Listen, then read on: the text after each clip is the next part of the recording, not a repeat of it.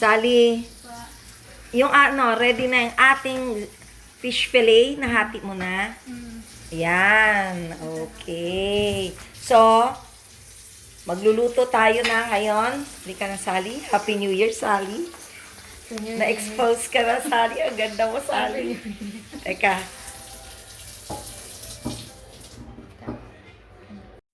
So, magluluto tayo pang fourth dishes natin is ito, zesty butter lemon fish fillet. So, meron na tayong fish fillet.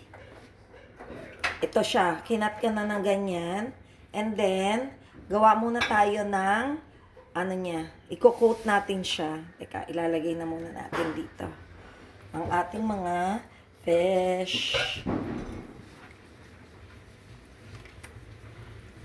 Okay, sabi kasi nila, yan. Okay, ngayon maglagay tayo ng flour. I-coat natin sila. Sila, ang mga fishes natin. Fishes. Yun. O, i-coat natin siya. Pero bago natin yan i-coat, maglagay muna tayo ng kompletong. Ano ba to? Garlic ba to? Ito yung garlic powder na ang hirap kunin. Yan. Then, lagay tayo ng salt. Salt, pepper. Ba yan? Nakakaapat na menu. Napapagod na. Then, salt. Okay. So, saka natin siya.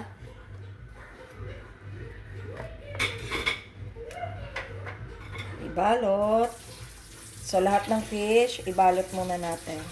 Okay, maglagay tayo ngayon ng chili sauce. Medyo talagang malapot siya. So, babaksak ko na lang siyang ganyan. Lapot siya masyado.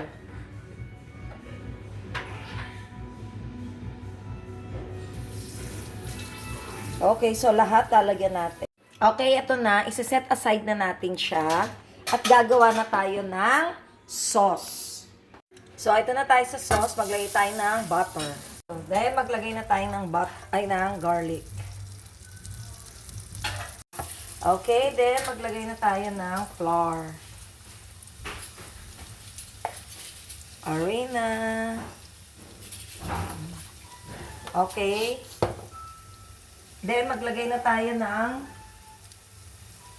chicken stock o yung sabaw ng manok.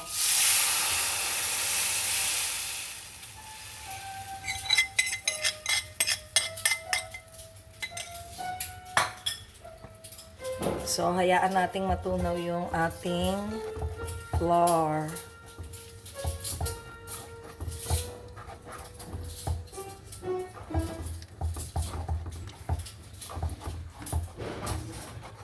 Then, maglagay na tayo ng lemon juice. Kung may kalamansi, pwede rin. Then, timplahan na natin. Maglagay na tayo ng pepper. And salt.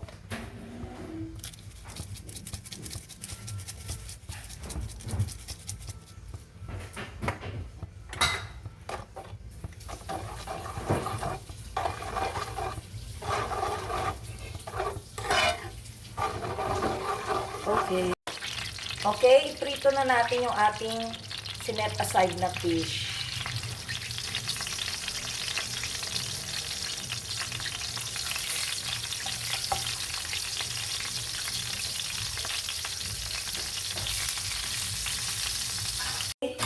Okay na. So, ito na yung naprito natin. Lalagay na natin yung ating sauce. Yung ating butter lemon sauce sa ating fish. Yan ang magpapasarap sa ating fish.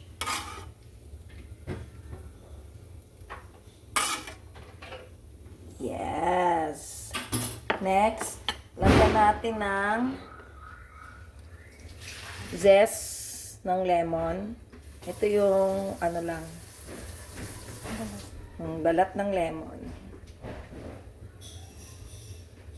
Then, maglagay lang tayo ng garnish ng ano to? Ha? Yes, spring onions. Then, ready na ang ating ilang dish na to? 5? Pang 5 dish sa ating New Year. Ang ating zesty lemon butter fish fillet. Join us. Let's eat. Happy New Year. And always remember, happiness is joy. Bye-bye.